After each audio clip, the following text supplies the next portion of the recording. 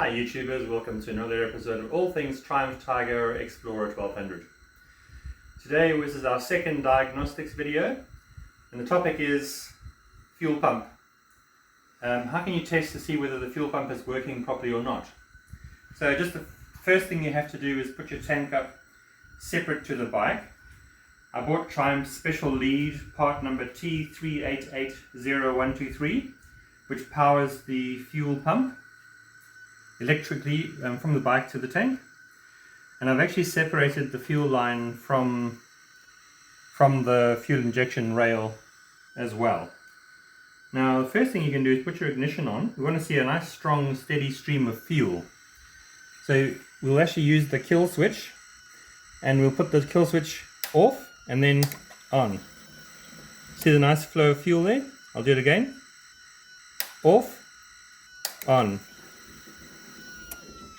So that's actually working quite well. The other thing you can do, stand back a little bit, the other thing you can do is to actually crank the engine over and also watch the fuel.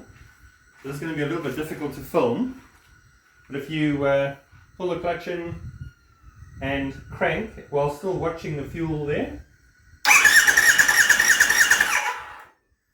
it's doing exactly the same thing. So with the kill switch, ignition on, kill switch turned off and then turned on, and turned off and then turned on, you can actually see a good flow of fuel coming out of the fuel line. Again as well, you can actually try and start the bike, clutch in and crank the bike, and you see the same steady flow of fuel. So I think we can deduce that it's very unlikely that it is the fuel pump which is our problem. So it's either clogged fuel injectors, or it's the spark, the ignition system, spark going to the spark plug. So I think we can pretty much safely rule out the fuel pump. So that's a good start to the diagnosing procedure. Alright, stay tuned for the next episode in diagnosing. Have a good day. Bye. Thank you, Vic.